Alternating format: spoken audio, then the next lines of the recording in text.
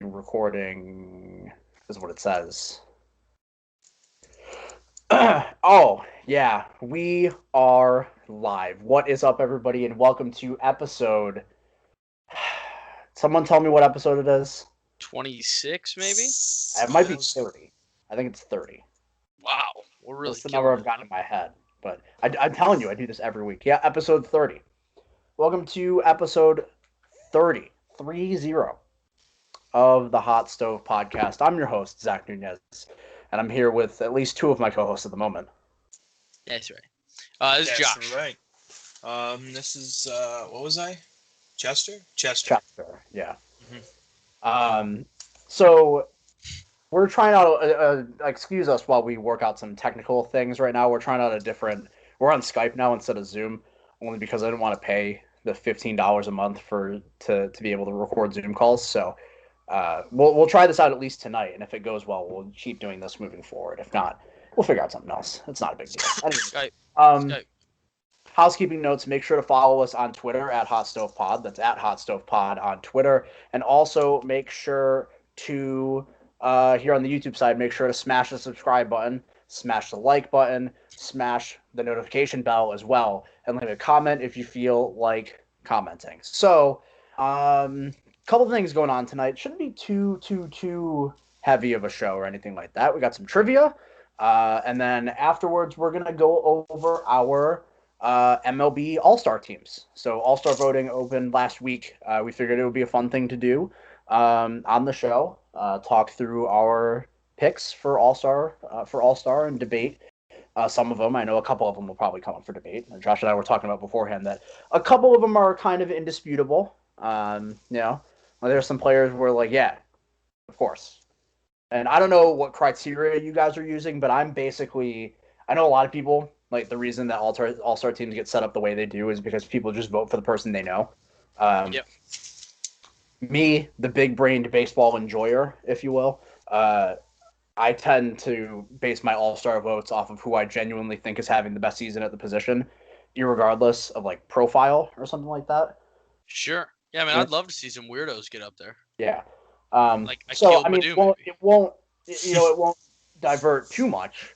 Because usually the best players are the ones that get the most attention.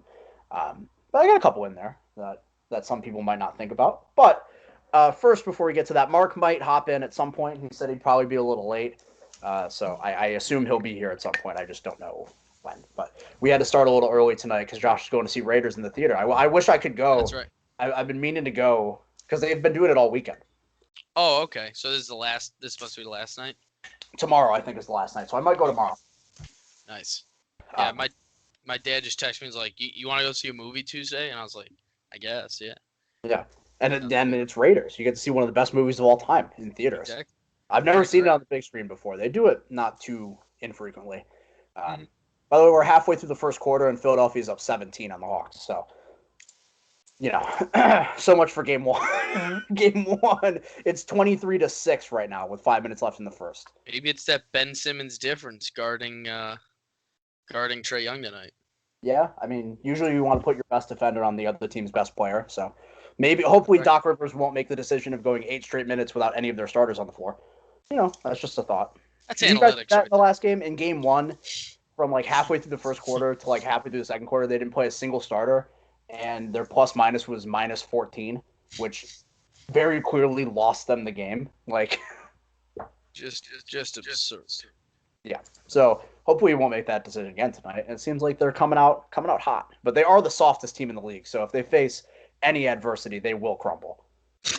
Only way to make them softer is to put Anthony Davis on that roster. Anybody else agree with that? No? All right. I'd reckon. So a couple trivia questions here before we get started. They're all baseball related as per usual. First one here is about the first two actually are going to be about pitchers, and then we'll get into a hitter-related stat as well. So the questions this week are pretty simple. They all revolve around this year. I want you we're now 2 months into the season, a whole third of the season done, which is roughly around the same amount of games that we played last year in 2020. I just want you guys to tell me who the top 2 pitchers are in innings per start. Who's going the deepest in their starts on average?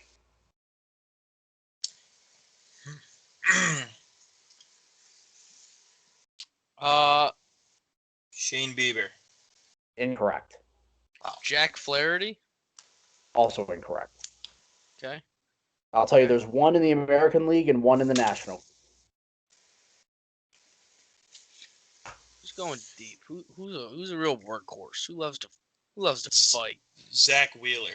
Zach Wheeler is number one. That's for certain. I knew that was the one I would have gotten had I been asked this question. Okay, so now we're on to the American League, obviously, right? Yes. You Philly? Okay. And in order to expedite the process, I'll tell you that you were close with Shea Beaver. That could mean two different things. So he's either in the division or on the team. Yep.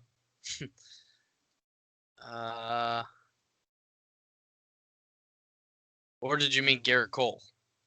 I did not mean Garrett Cole. I was like, damn, what was he? Yeah. Garrett Cole's like third, probably, I think. But okay. Aaron Sivali? Josh, that's correct. Aaron Sivali is number two. I only knew I know two Indians pitchers, so there it is. I don't remember the exact numbers. I didn't write them down when I took the stat, but top two in innings per start so far this year are Zach Wheeler and Aaron Sivali. Fun fact. One of those seasons is legit so far. I still am not 100% sold on Aaron Sivali, but what Zach Wheeler has done this year has been... we went into the year thinking he was like, boring, probably around a strikeout per inning. Yeah, just a minute. Like, very similar to Jose Barrios, if you will. And here he is. He's got a sub-3 ERA, 11 K per 9, pitching deep into games. He's a stud. Anywho, another pitching stat here. Taiwan Walker going into his last start. Also, new notification. The Pirates are playing the Dodgers right now, and Brian Hayes hit a home run. Okay. But he didn't touch first base when he rounded the bases, so they called him out. What a fool! It's also a very dumb rule, but it is what it is. Just a quick. Does he bat in the top three? Was that in the first inning? Yeah. Okay, I'm sorry. There's a crazy stat. There's this guy on a Discord server that I'm on who does betting stuff. He bets the Pirates that there'll be an over a half a run in the first inning of all Pirates games. That bet's hit 38 out of it's like 38 and 18 this year or something on that bet. They're scoring in the first inning all the time, and it's just very funny. I don't know if it was. I don't think it was the first inning. The game started at 7, but. Oh, okay. Might have been the second time through the order. Okay, true. But that would have been hilarious. I also think that's a really dumb rule, but True. That is if you hit the ball out of the park, I shouldn't be required to make sure my toes touch each of the bases. I think I scored a run. I don't know. That's just me. What do you think? What do you think about it? Yeah. But anyways, Taiwan Walker until his most recent start, he's been really good this season. And until his most recent start, he had led the majors in home run rate. He'd only allowed one home run in 52 and 2/3 innings or something like that as far this year. I want you to name me, and he allowed a home run in that last start, and he's no longer in the top 5. So I want you to name me the top 5 pitchers in home runs per 9 allowed this year. Meaning it's a good thing, right? Yes, the least home runs allowed per 9 innings. Yeah, I was like, yeah. DeGrom, he's only giving up 3. I don't think he's ERA qualified right now. Makes sense. And if he is not part of it.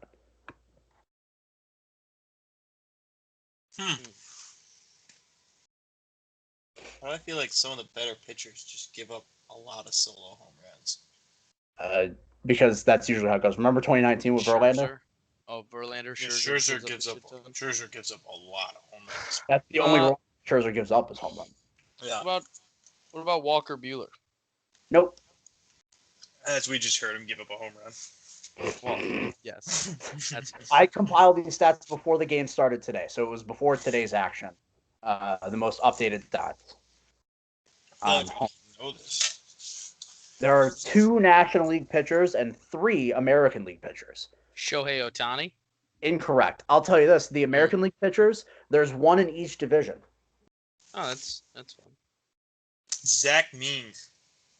John What? Means. John Means. Not John Means. I got 2 John different Means. players completely confused. Tony Snell just busted his lip. Yeah, I This saw that. disrespect for the guy for the very first 50-50-100 season in NBA history. All right. Damn. Okay, pitchers. Each of the three.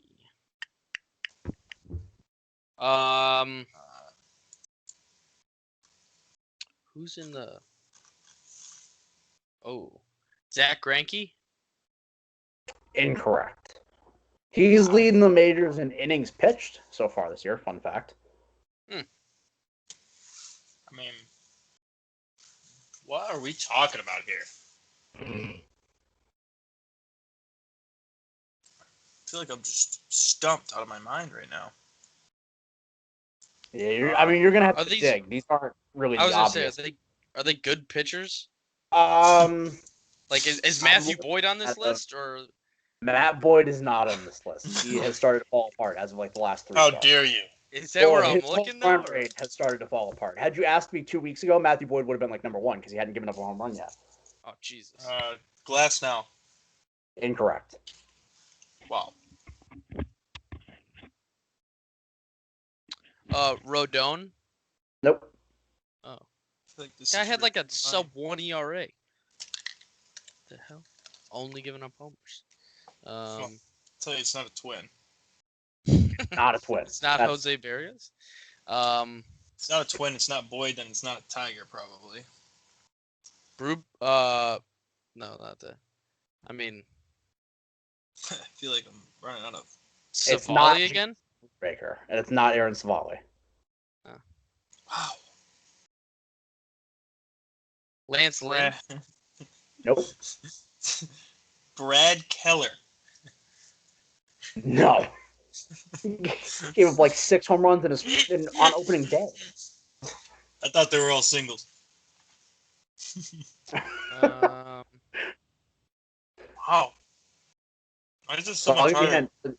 For the American League the American League Central pitcher, since you guys are trying to guess him right now, he's allowed 3 home runs in 51 or 59 and a third innings.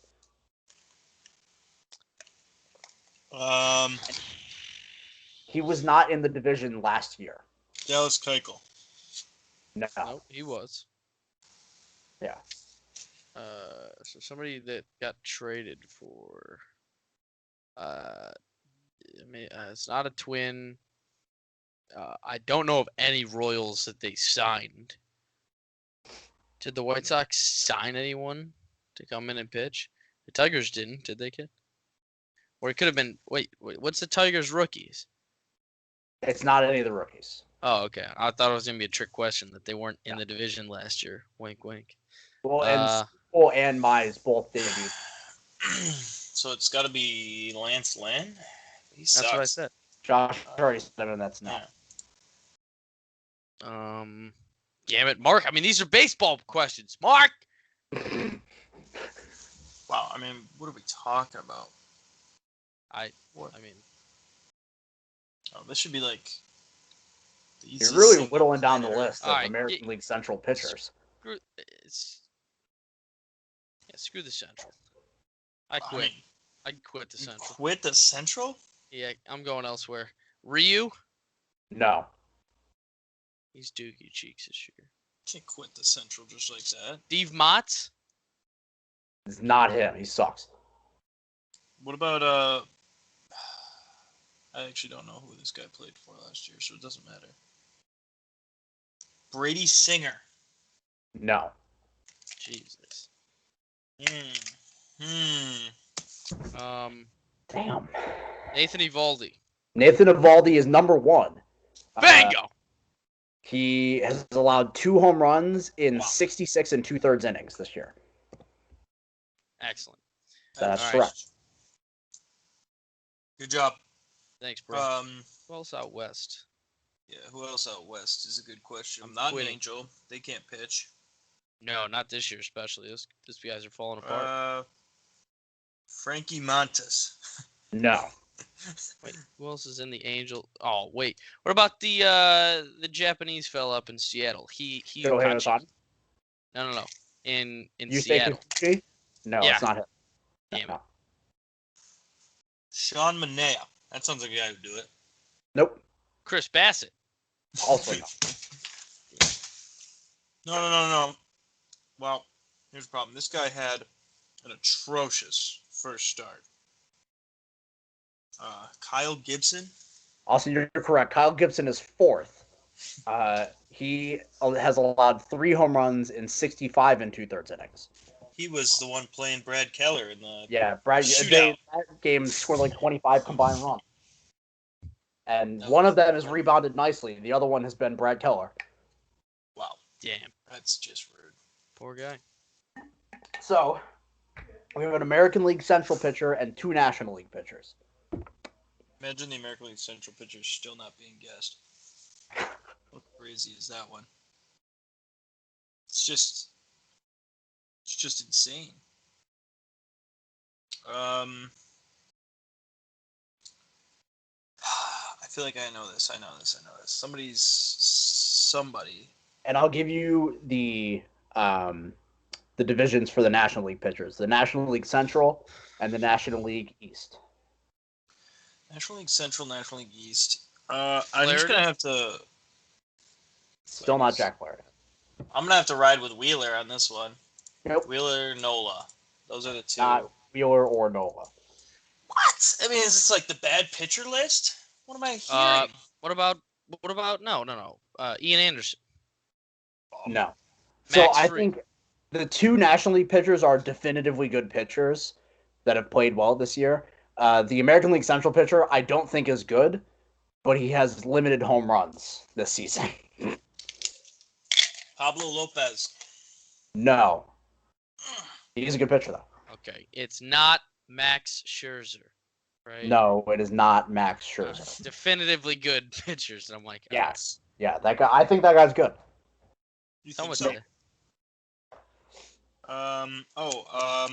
Stroman. Nope. It's a good guess, though.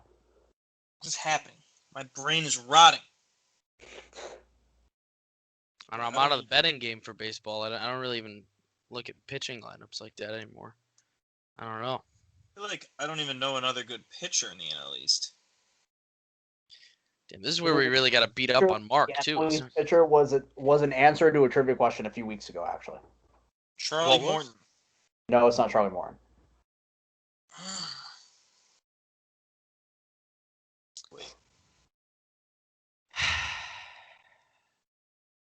Trevor Rogers. Trevor Rogers is third. Finally. 3 home runs in 68 2/3 innings. And the other one's the Central? Yes. All right. Freddie Peralta. No. JT Brubaker. No. No. Best pitcher in the National League. How is it not Corbin Burns? It is Corbin Burns. Okay. Corbin Burns is second. Okay, now we just got the AL Central. The AL Central. Somehow we've gotten back here. Let me bear down here and Are get we this certain done. it's not a twin? Could it be Michael Pineda? It's not Michael Pineda. God damn it. All right, so it's not a twin. Wait. I think I got it. I'm just going to fact check what team he played for last year so I don't say it on air. I mean, we said Lance Lynn, Rodon, Giolito. We no almost way. named the There's entire no White Sox. Mike Minor. No, it's not Mike Minor. No. I thought you had it. No, it's not Mike Minor. I mean, is this an obvious one? Like, should I know No, this guy? it's not this one. Okay, I was gonna say, like, do I know this man? Yeah, you would know who this player is. Okay. Oh my God! Wait a second. No, I'm not even gonna say. Austin's got it. Is it Jose Urena? Correct. It is Jose. It was a Tiger. He's fifth in home run rate. 3 home runs and 59 1/3 innings so far this year. Yeah. Wow. Yeah. That's why I said he's not good. He's just been limiting Whoa. home runs. What? Yeah. So He's Nathan not- Eovaldi, Corbin Burns, Trevor Rogers, Kyle Gibson, and Jose Urena are top 5 in home run rate this year. Jesus. Fun fact. All right. Last trivia question here before we get into our All-Star things. This one is the hitting side. I want you to tell me who's top 3 in multi-hit games this season. They're all in the National League. That's my only Top hint. 3 in multi-hit games. Yep. Jesse Winker. Incorrect. Oh. Tatis. Also incorrect. Nick Castellanos. Nick Castellanos is number 1 with 26. Nice. If anybody was wondering, 26 is a lot of multi-hit games in 60 games. Yeah, that's pretty absurd, actually. Starling Marte. No, he spent too much time on the injured list. Kendall Marte. Also spent too much time on the injured list. He was out for like a month. Multi-hit games. I feel like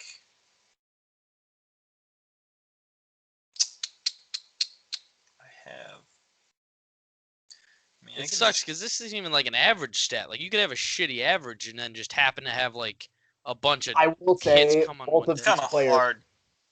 Yeah, I mean, if you have this many multi-hit games, your average is going to be good. But both of these players have very good averages. Obviously, Castellanos does too. He's hitting 340 this year. Acuna? No. Just going with guys who are passion. Passion guys always either go 4 for 4 or 0 for 4. Castellanos? Acuna's cut way down the strikeout rate this year. He's become like a plate discipline god now. Somehow. Acuna's like walk rate is up to like close to 15%, and then his strikeout rate's down to like 21% or something like that. These are all National League guys, to be clear, right? Yes. Yep. Okay. What about Brian Reynolds? No. Good guess though. I'm going to go with something crazy here because I'm aware he's batting well. Buster Posey. It is not Buster Posey, unfortunately. So I'll tell you, these guys are both middle infielders. Wow. In separate divisions. Middle infielders. Well, I can tell you who it's not. And it's not Francisco Lindor. Wait, Not Francisco Lindor. Trey Turner? Trey Turner is second. Okay. Nice. He has 23 multi-hit games this year. Ryan McMahon? Ryan McMahon is incorrect.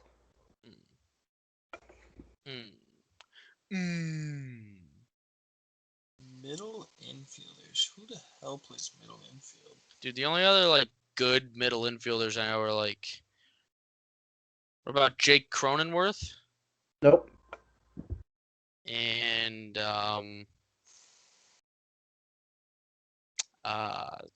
sheesh, they're in different divisions. Yeah, so I'll say this: he's in the National League East, or not the National League East, the National League Central. Dude, it's And gonna be a Josh bum. was one of his guesses earlier. And Joshua. Josh was close with one of his guesses earlier. Dude, I just feel like guess. it's a bum. The only other guess I had from the Central was the Pirate guy, who plays short or second baseman for the Pirates. I don't even know that guy since Josh Harrison. I have no. I couldn't pull that guy's name if you gave me 1,000 tries. I mean, yeah, I'd have to look. I'd cheat. I'd Okay, have to well, look. I will that up. tell you, it's the second baseman for the Pirates. It's Adam Fraser. Okay, Adam Fraser. dude, Yeah. I have no clue. No clue. Adam Fraser has 22 extra base hits this year, or multi-hit games this year. He's batting like 325 or something like that. He's having a fantastic season. Jesus. And we'll talk a little bit more about Adam Fraser later, actually. Fun fact. Yeah, So- you will. So I think it's funny. We were talking about when you're first, and this will kind of segue into our All-Star talk here. By the way, Josh, with a couple of his correct answers, has crossed the 100-point mark for the year.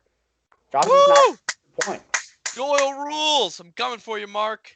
You bitch. You are 19 points behind Mark right now. Mark's at 119. You're gaining ground. Hot. And Austin is at 83 points.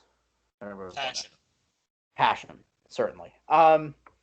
So I think it's funny that your first instinct was to go with Acuna for like all of our answers, and I talked about his plate discipline gains. The same thing has happened with Tatis in terms of his plate discipline. It's not as dramatic. He's at like a 24% strikeout rate and like a 13% walk rate, but both of them have gone in the right direction this year.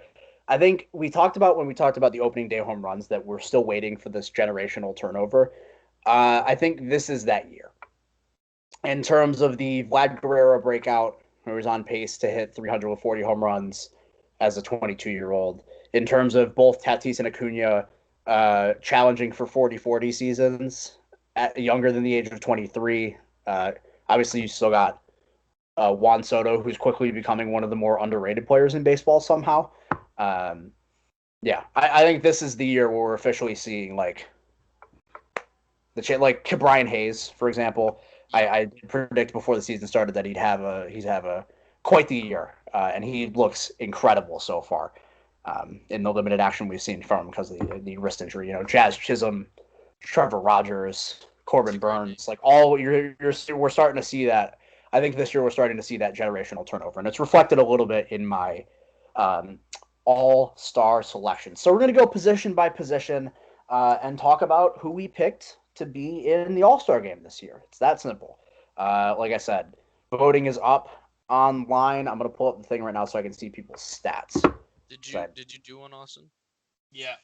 I'd like to refer to stats while we're talking here. So. Yeah, I just did a quick bell before the show when we were talking. So. Yeah. I think I'm kind of with you, Nunez, in the point of like, I didn't just pick guys because they're like names. I kind of just went on like stats and actually who's having the best year in my mind for the position. All right, so we'll get into it. We'll start with first base here, and I chose Vlad Guerrero as my first baseman. I hope that's not a controversial pick. Anybody else object to that? No, that was mine. Yeah. That's the consensus one there. Yeah, I mean, Jesus. That should be. I mean, we talked about it before the season started, right? We talked about the thing that Vlad needed to do was keep up that gain, and it seems the gain in terms of launch angle. And it seems to be that the key for him was losing the 40 pounds he lost in the offseason. It's pretty simple, actually. He has been incredible. He's leading the majors in home runs. He's batting .333 with 18 home runs, 47 RBI. Leads the majors with a 1098 OPS. Like, the hell do you want me to say about him? He's incredible. Pretty good. You know, we talked about when he was a prospect that a lot of people had like Albert Pujols comps to him. This is that. This is what we're seeing right now. This is the new Albert Pujols. Yeah. Yeah, and we love that. So we'll move over to the National League here.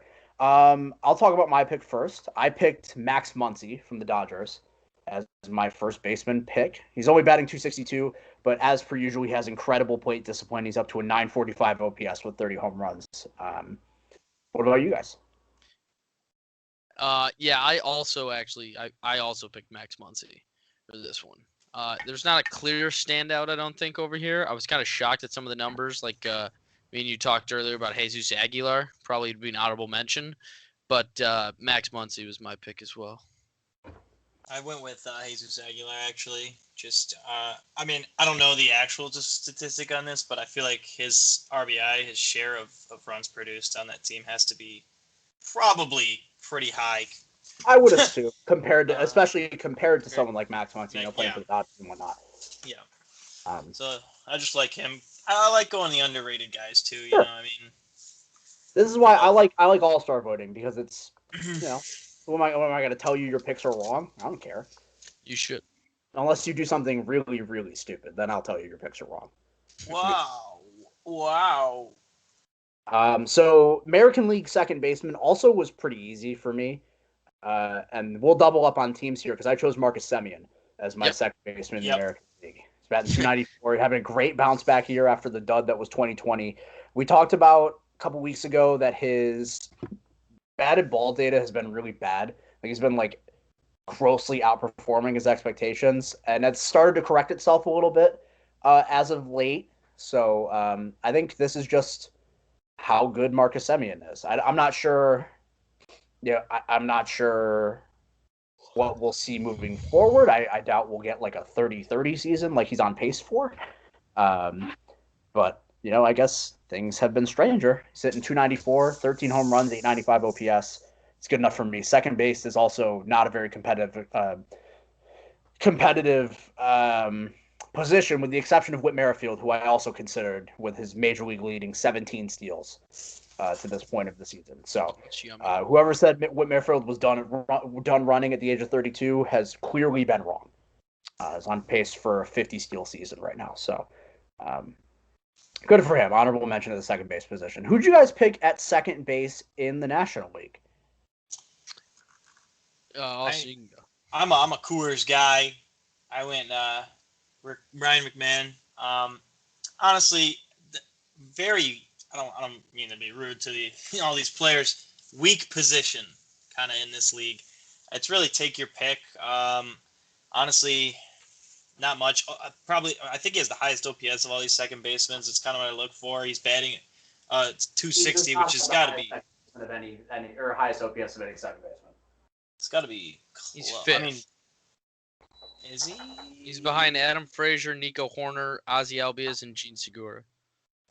Okay, that makes sense. You guys hear that fan? Oh, Ozzy. No, you're good. Sucks. No, so who cares? Real slight. Hot shit. Yeah, and for the most part, this is where you guys are going to go on Adam Frazier, but batting 260 is 30 points above league average right now. It's pretty disgusting how bad this league is.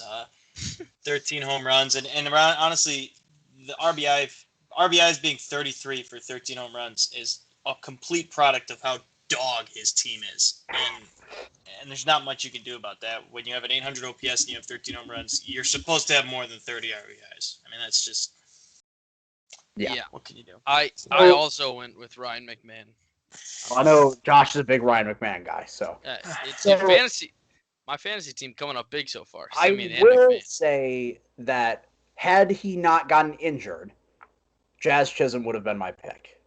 He's been awesome this year. Yep. But he hasn't played super many games, so the counting stats aren't really there at the moment. I know that's not what you're supposed to base it off of. Blah, blah, who cares, right? I went with Adam Frazier. Partially because of the cold streak that Ryan McMahon went on in May a little bit. You talk about OPS for second baseman. Adam Frazier has the highest OPS at the second base position at 862, and that's with only 2 home runs to his name. He's batting 330 so far this year. Plays plus defense. I don't know. Adam Frazier is my pick. It's not, like I said, not a very good position. Yeah. Get fun with it, I will say, by the way, the Sixers are up 2 right now, with 7 minutes left to go in the first half. They've completely blown that lead. Yeah. They're not scoring. Neither team is scoring.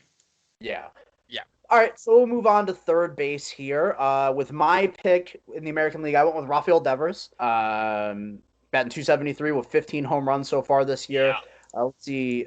Jose Ramirez is obviously always a good pick, but given down years from guys like Anthony Rendon, Alex Bregman, to a degree, he's been okay. He just hasn't been one of the better players in baseball. I think Rafael Devers is pretty clearly the pick here. I don't know.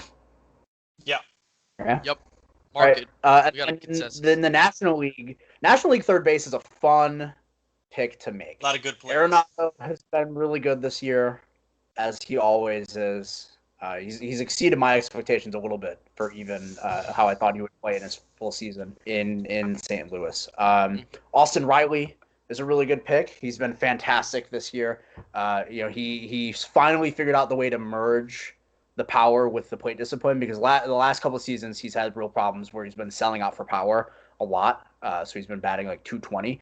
And then earlier this year, he stopped focusing on power and started focusing on making contact, which is why he's hitting 300. Now he's starting to kind of combine the two. So that would have been a good pick. Even Evan Longoria, who's batting 280 with 9 home runs after 2 months with almost a 900 OPS, would have been a good pick. I myself went with the guy who's proven me the most wrong in baseball this year. We talked about him pretty extensively, especially in our fantasy coverage. It's Chris Bryant. Is my pick at third base in the National League. He's batting 308 with 13 home runs, almost 1,000 OPS. Let's just say I was wrong. I was one of many people who was going into this and being like, yeah, maybe Chris Bryant. Obviously, I think it's hard to come back when you're when you win MVP in like your second year in the majors, right? Yep. But I was of the opinion I was like, he's okay at this point. Well, he's been more than okay this year. He's been fantastic. So that's why I picked at third base. What about you guys? My pick was also Chris Bryant. My honorable mention would be fantasy member as well, Eduardo Escobar, for just being clutch, dog. 41 ribbies so far through the season. That's clutch time. That's all he does is hit doubles.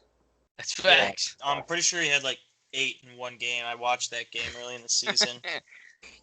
Was it against the Reds when they won like 19 to like 0? Well, he hit 40 doubles back in 2019. I remember that. Jesus. Something like that.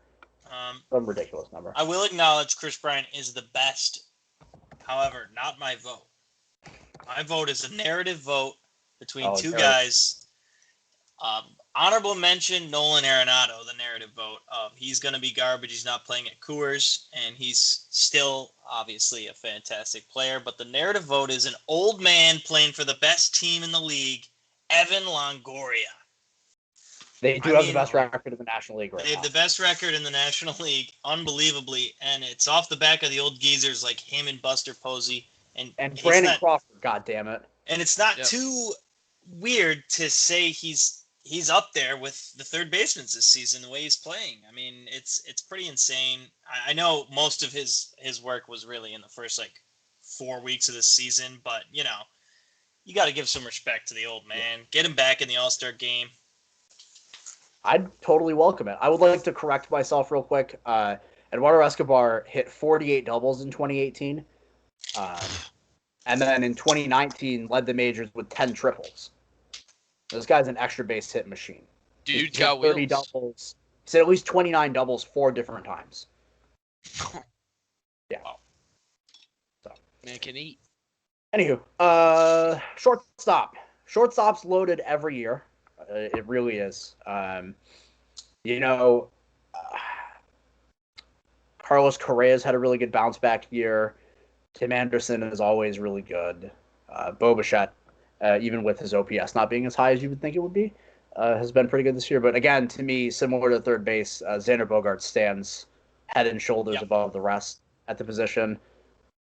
I think Xander Bogaerts might just be the single most underrated player in baseball. I don't think many people recognize him for the elite top few shortstop in baseball like he is. Mm-hmm. I know shortstop is generally a loaded position in baseball. There are a lot of really good shortstops, but I think it would be silly not to mention him up there as one of the very few best in baseball, and he's proven it this year. He's batting .320 with 20 home runs, over a 900 OPS. I mean, it was a pretty easy pick for me. Yep. We're staying with the team stack. Yeah, at least. Yeah. And then for the National League, again, couple ways you could go with it. Javi Baez has had a good year. Brandon Crawford, at the age of 900, has almost a 900 OPS. Trevor Story struggled a little bit. Corey Seager's been hurt. It's the real battle for me here was between the two guys at the bottom of the list here on MLB.com. It's got to go to Tatis for me. I don't really think there can be much debate unless you're a Tatis hater. But I do want to give all the love on the planet to Trey Turner. He's shown that every single improvement that he made last year in terms of being a hitter is absolutely real. On top of the fact that he's back to stealing bases at a 50 steal clip. He's on pace for a 30-50 season, batting over 300. He's got oh boy, I hit the wrong button. He's got 30 RBI and he leads off for that team. Yeah. He's nuts. Deserves all the love, but it's Tatis for me. I think they'll probably both make the All-Star game in my mind. But yeah, Tatis, as a Tatis hater, him and one other guy who I put in this later on, just I don't even care if they don't play a game. Those guys are all-stars that no matter what injuries keep them out, they should be on the All-Star team. No, it's him and Mike Trout. Oh. And I mean, I know Mike Trout's missed 3 3 weeks, or he's going to miss basically half of the first half of the season. He might not be back by the All-Star break. And he should still be on the freaking roster. That's just, I mean, Mike Trout's an All-Star. He's baseball, so he should be at the game, in my mind. But yeah. Outfielders, I went kind of weird with my picks, but yeah. Tatis is it. Yep. Tatis, no question. And I hate him. So. Yep. Damn. All right. On to catcher now. Good thing there are only like 2 good catchers in Major League Baseball. Yeah, this one was pretty easy for me. I'll give you both my picks. It's Salvador Perez and Buster Posey. Yep. You got the it, only Coach. 2 players having good seasons. Salvador Perez is so above and beyond the AL catchers. It's actually gross. It's ridiculous. There's not a single catcher in the American League that comes close. He leads in every hitting stat for catchers except for OPS. Mitch Garver has like 0.1 higher OPS. He is Mitch Garver's like 8.3. 1 or 2 more doubles. Yeah. Yeah. And Buster Posey's having an awesome year. He's hitting 333 with 10 home runs, almost 1,000 OPS. Good for them. Really, really good for Buster Posey, honestly. You know? Pretty crazy, actually. Yeah. All right. Well, we will do outfield here. I'm going to put something in the chat just so you guys can marinate on it while we're talking. Excellent.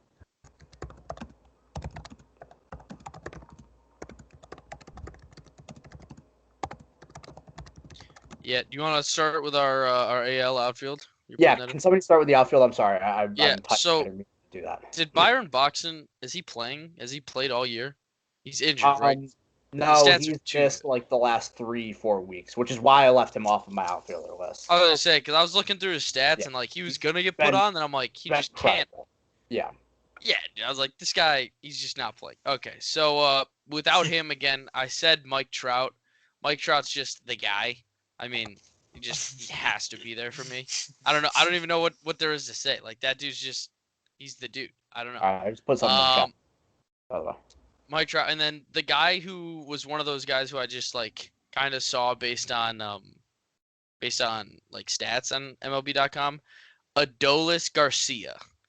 277 average, 16 homers, 42 ribbies with an 86 OPS. Yeah. Or an 86. I mean, yeah. 280, 42 ribbies at the break. That's pretty nuts, and that's also why we're still a month away from the break. Yeah, I mean that's insane. And also the other guy batting 280 with 40 plus ribbies, Randall Grichuk. Yeah, Randall Grichuk is good. Yeah, so that would be my 3 in the American League. So I think it's funny. We mentioned Adolis Garcia. He's been like the weirdest case in baseball. He's a 28-year-old rookie, who, you know, it's similar to Akil Baddoo, but he's actually stuck, basically. Okay. Adolis Garcia has talked about this year where, you know, there were some concerns basically of like, he's been pretty good, but when major league pitchers catch up to him, it's over for him. Again, similar to what happened with Akil Baddoo.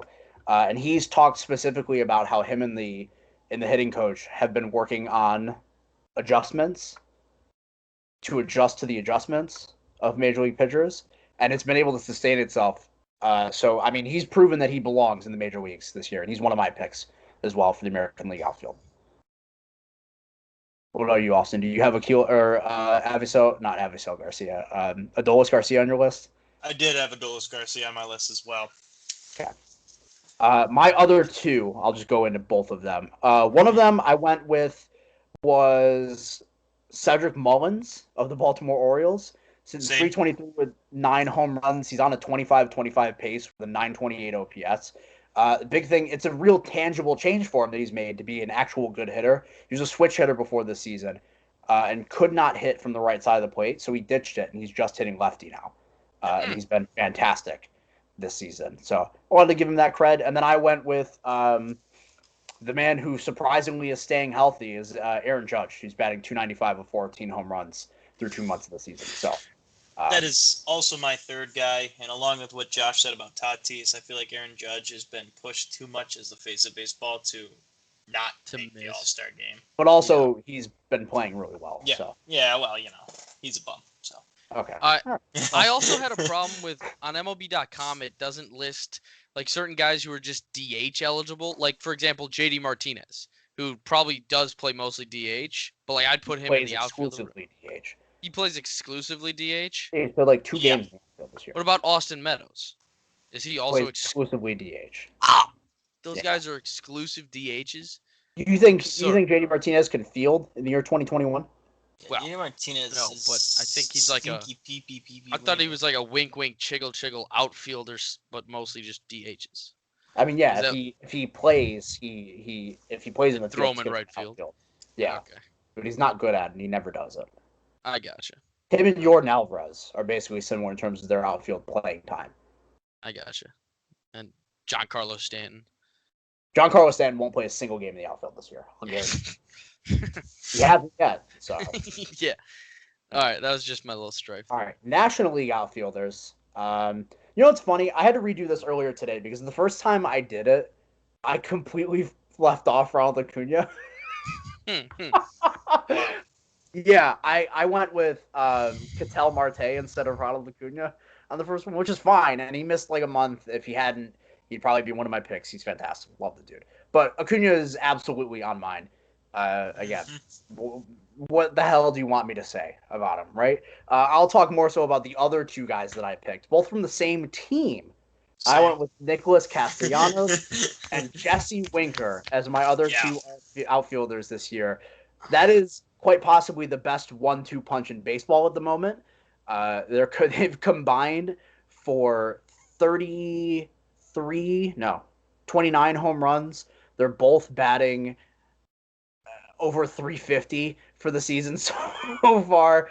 I said it before the season that I truly believe that Nick Castellanos has a JD Martinez like 300 plus 40 plus home run season in him. And we're seeing that this year. And with Jesse Winker, it's never been a question of talent. I guess it is to this extent. I don't know if anybody could have really been projected to hit 350 and on pace for 50 home runs,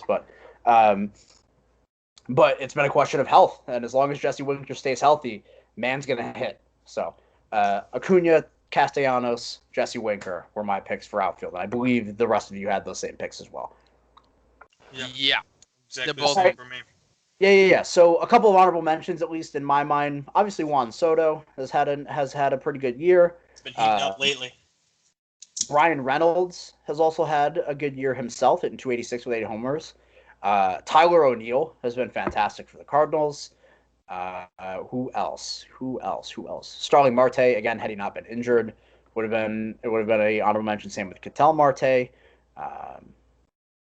Obviously, Bryce Harper is really good at baseball. Trent Grisham's been good again this year.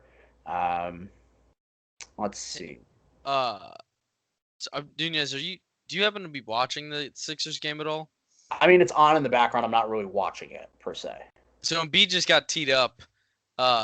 In terms of, you always love to say how he's the softest player. He is by far the softest player in the league. Him and Gallinari. He's the softest player on the court. I think LeBron's the softest player in the league, but that's beside the point. That's fair. They've been going back and forth, and then just now, like, he got up, and I think it was Danilo Gallinari, right? He plays in that, right? Is that him? He like brushed by him. Oh, that's a flop. And he thought he chipped him, so he gets up and comes and like pushes him in the back, like all aggressive. Like, what is happening? Joel Embiid legitimately to me is mentally soft as butter. So yeah, that's true. So American League DH, I picked JD Martinez. I don't know what you guys. This is gonna be a sad one because I think we all know who's gonna get the votes at this position. I mean, it's gonna be Shohei Ohtani, right? MLB force-fed it down everyone's throats. I think I have a feeling that he'll make it. I think both him and JD Martinez will probably make it, but I think Shohei would make it as a pitcher, probably, right? So like they can finagle it to where both of them are in the All-Star game. Yeah, for sure. Because Shohei, Acuna, Judge, Trout, and like Tatis are all in that tier of guys that we mentioned earlier who are like they're baseball right now.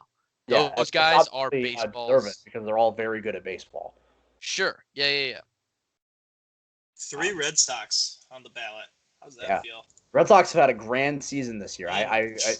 We all like spat in Mark's face when he talked about the Red Sox coming back this year. And here we are. They're 7 out of my players are from the AL East, by the way. 5 of my players are from the AL East. 2, 3, 4, 6 5. because I have Judge as well. I have 5. Oh, and 7 because I have Vlad Cedric and Simeon. Austin and I had the same list. Cedric Mullins. Yeah. Oh yeah, I think we had the exact same list actually. Yeah, Austin and I had at the least exact the same AL. list. Yeah. Yeah. Yeah. That's disturbing. Cool. So we talked about it in chat a little bit. We can't. Fans don't vote for pitchers for some reason, but I still want to talk about pitchers. So that's what we'll do. I think I wrote that we should give 5 starters and 3 relievers apiece for the leagues, I guess.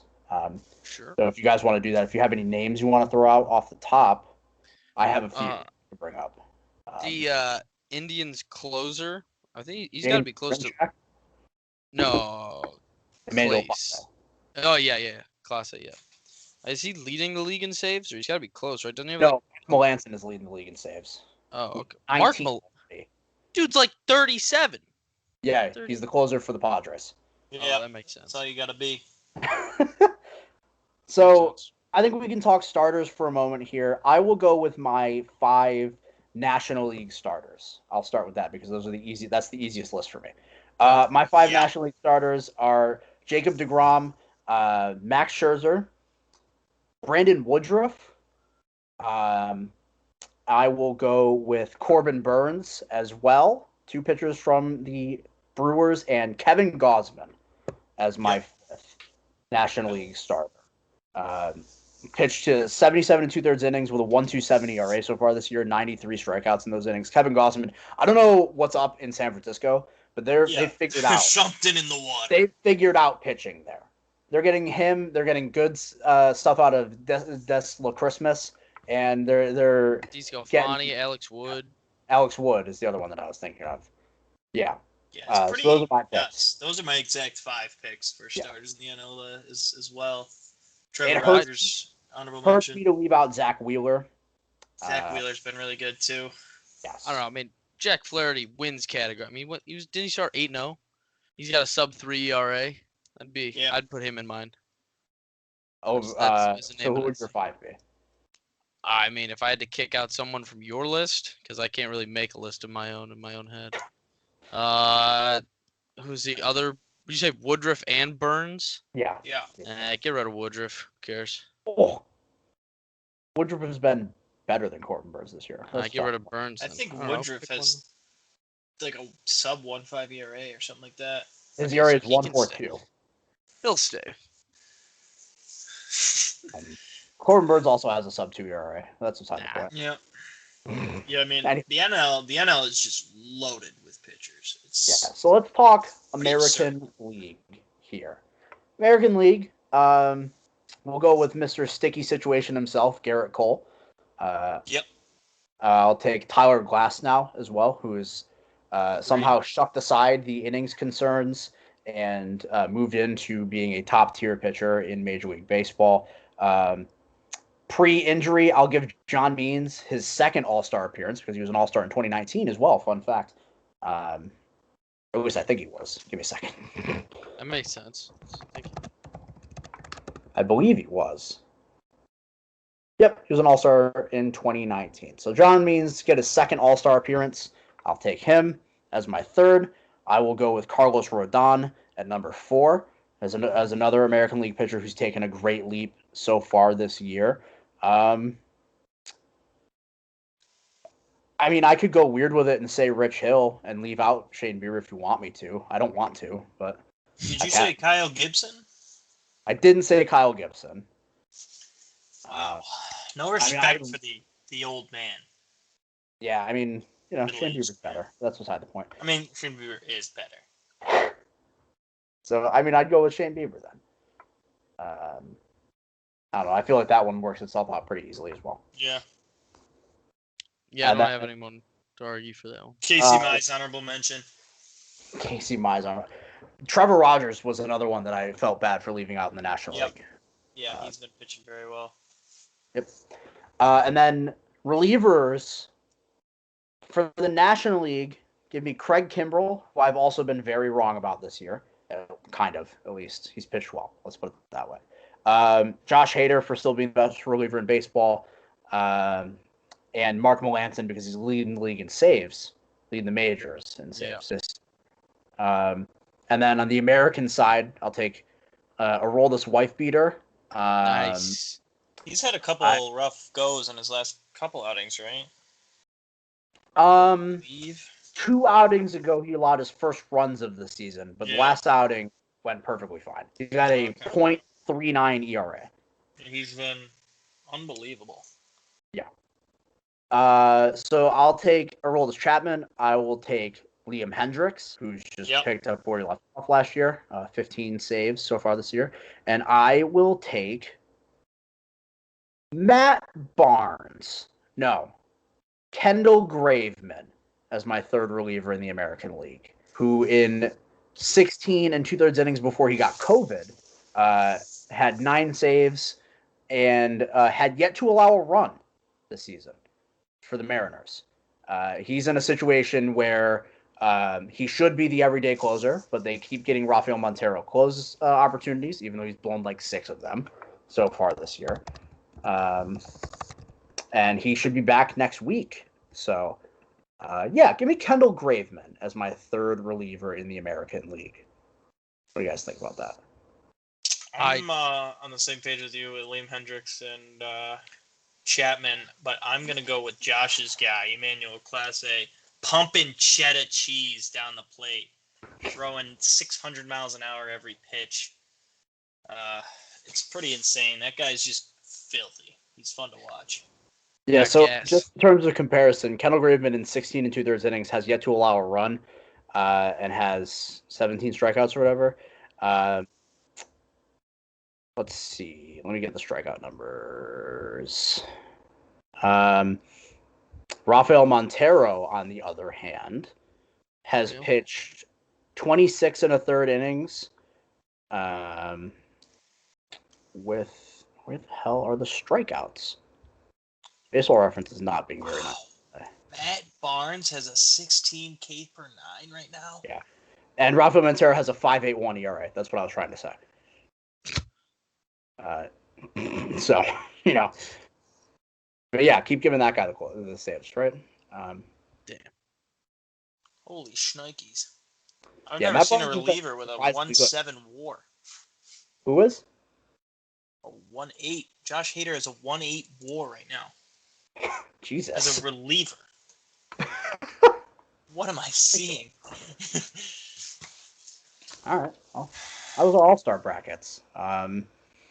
Season's gone well so far. Only had like one minor COVID issue. Not many hiccups or anything. Yeah. I'm excited to watch some more baseball. We got the NBA playoffs happening right now. We're at halftime in that game. Sixers up by 2. So scratch everything I said about them being up 17 in the first 6 minutes. Is there any basketball we want to talk about while we're sitting here?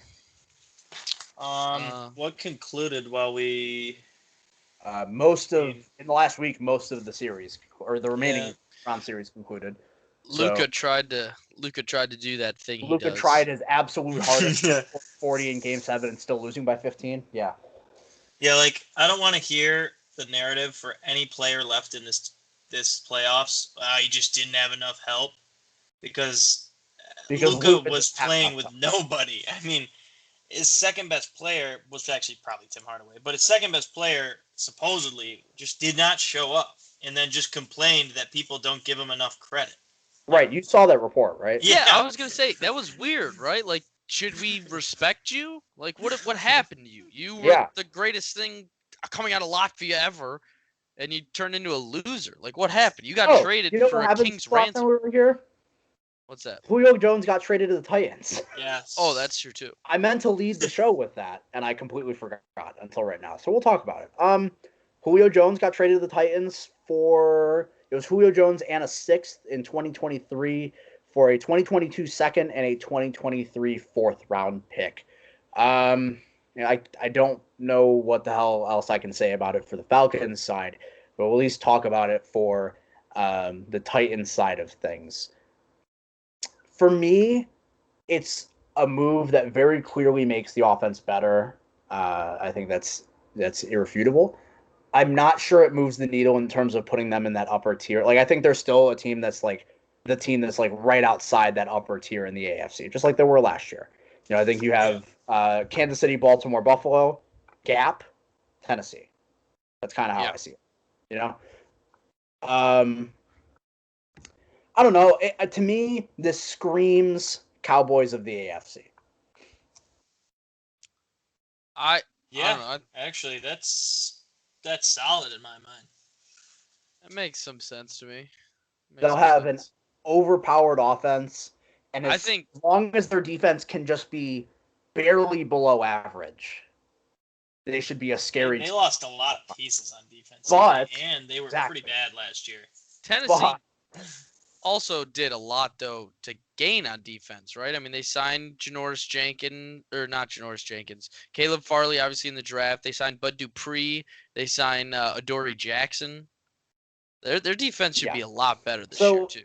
To me, no, I don't think so. The reason I call them the Dallas of the AFC is because they've committed so much of their money to like 8 players on the offense. I was listening to it was the Mina Kimes show this week, and her and Bill Barlow were talking about the cap breakdown. They've devoted about half of their cap, once you factor in extensions for Julio and AJ Brown, to AJ Brown, Julio Jones, Taylor Lewan, Roger Saffold, Ryan Tannehill, Derrick Henry. Those 6 players, they've devoted like half of their cap to. Mm-hmm. So they are, they are a team that's one offensive injury away. Again, like those Dallas Cowboys, they need everything to go perfectly, health-wise, to be truly competitive. But if they do, it's a scary offense. Sure as hell going to be fun to watch. Yeah. It'll be. They mentioned on the podcast, they're like, aside from Kansas City and Baltimore, this is going to be the team that everybody wants to play with on Madden. Yeah, imagine. I'd hear that. Is that team going to get stopped in the red zone? Did you? Well, Julio Jones has like 6 red zone touchdowns. They have the 2 most physical wide receivers in the league. I know. Yeah. And then they have Derrick Henry. You were obviously listening to it too. Did you get the stat, Austin? I guess I'll give it to you then. That like, out of receivers who've played more than 90% of snaps in games, in the last 4 years, Julio Jones has only done that in 3 games. Like he plays a significantly less amount of snaps compared to like other top receivers. That's true. Yeah, not that it really mattered in a run-heavy offense. It's actually surprising to me just because of his production. It's still that's kind of that's kind of what the trade-off is. Like, that even like Julio Jones in 2017 or whatever, when he had like the 1,700-yard season or whatever it was. Yeah. Like, he's playing 65% of the snaps, but you're getting 65% of the snaps of quite possibly the biggest game breaker in football. I think they'll be able to game plan around that. It's a weird stat, but obviously it hasn't affected. I don't think it really matters at all because I have a feeling they're going to go 2 tight end sets with 1 receiver on the field for Derrick Henry a lot anyways. Well, so this is the problem. They can't do that anymore. They only have 1 tight end on the roster at the moment. No, they just signed some fullback to play tight end and block. This is where, now that Arthur Smith isn't there, this is where the question marks come in for Tennessee, because I think, personally, they're going to have to evolve. Like, you can't just run 12 personnel all the time when you have 2 bad tight ends and just leave one of Julio Jones or A.J. Brown on the sidelines. Like, that doesn't make sense to me, I don't know. So we'll see what happens. Personally, so this is how I see it. I see it as a good move for them. Like I said, I think their offense gets better because of it, unequivocally, right? Makes perfect sense. I don't think it's quite as like a slam dunk like the DeAndre Hopkins deal was, because not only did Arizona gain DeAndre Hopkins, they got to shed David Johnson's contract and get a couple draft picks in return for it.